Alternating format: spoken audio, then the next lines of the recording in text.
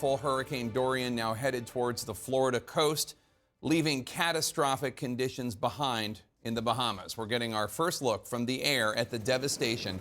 Miles and miles of damage. Neighborhoods reduced to strewn pieces of debris, almost appearing like trash littering the ground, but what looks like matchsticks. Those are pieces of roofs and doors and what used to be homes. We can only hope at this point that the families who lived there escaped and made it out safely. Some of the debris, of course, surrounded by floodwaters.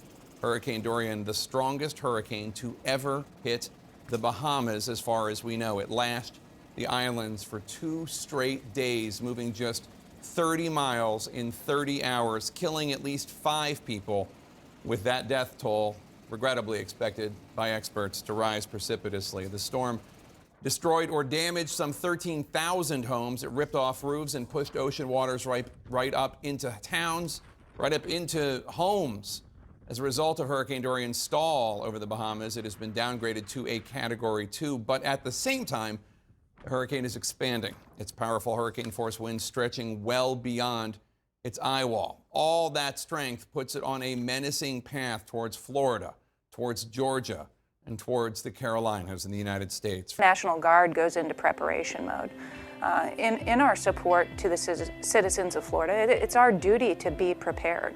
And so we track the storm, we prepare for the storm, we make sure that our equipment is ready, and our personnel come into the armories and we prepare to be there when the storm strikes. So that's exactly what our soldiers and our airmen are doing today. We were walking out to a staging area where they're bringing people in from the communities out here that have been flooded.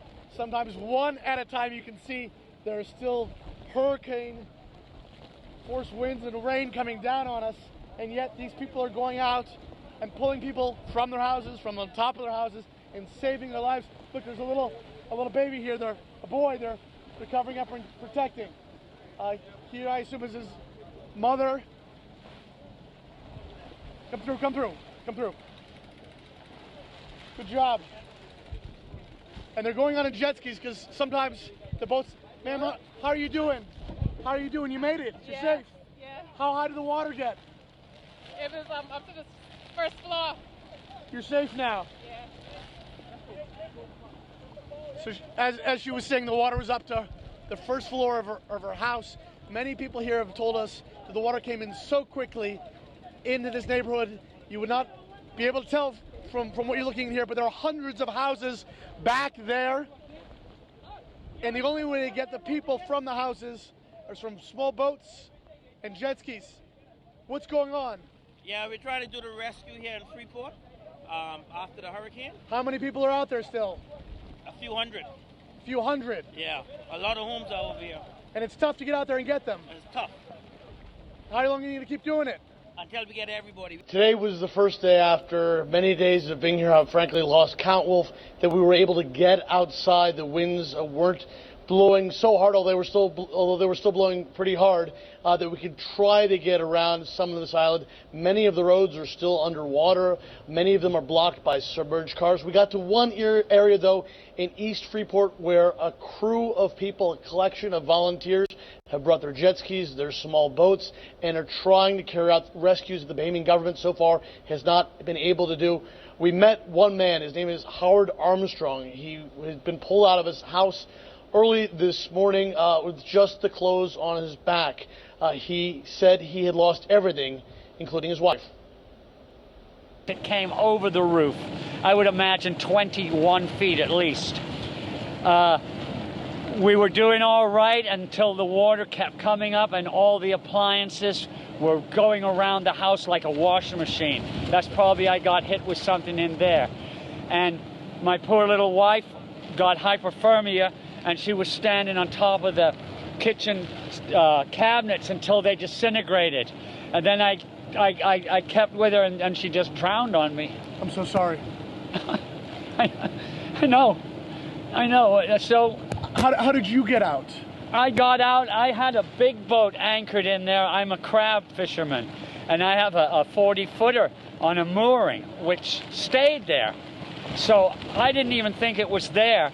So I had got out of the house after my wife drowned, and because you couldn't be in there anymore. And I had no tools to chop a hole in the roof, in the ceiling. So I swam. I saw my boat was still there, and I swam. I took a chance and swam out to it. To Hurricane Dorian, inching closer to the U.S. mainland.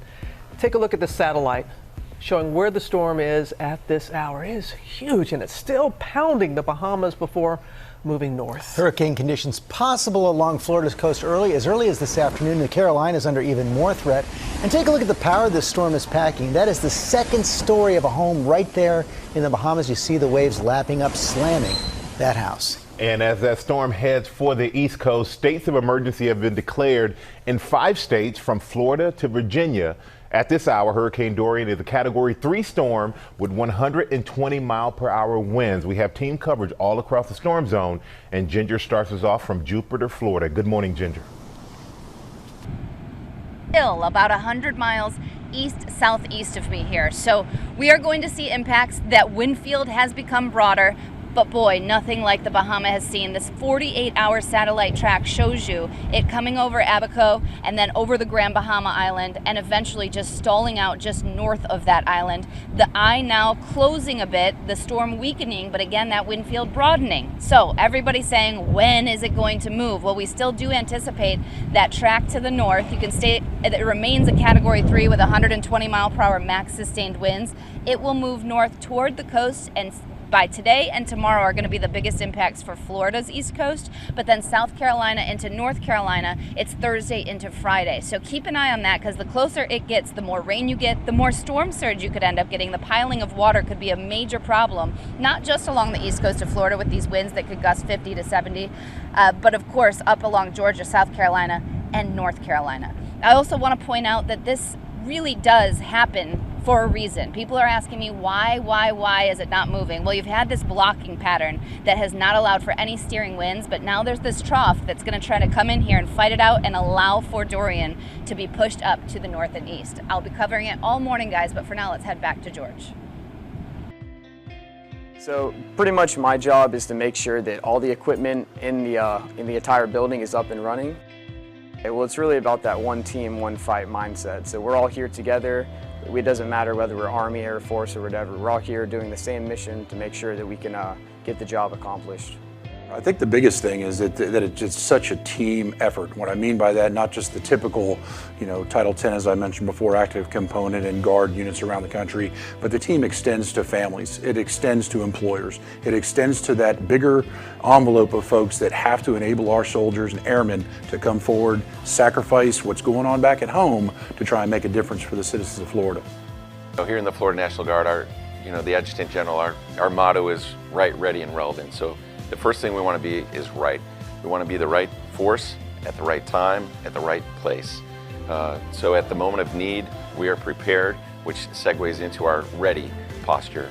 So all throughout the year, we're training, we're practicing to be prepared for when that time comes. It could be to deploy overseas and support our federal partners, or it could be here in the state of Florida in a natural disaster situation.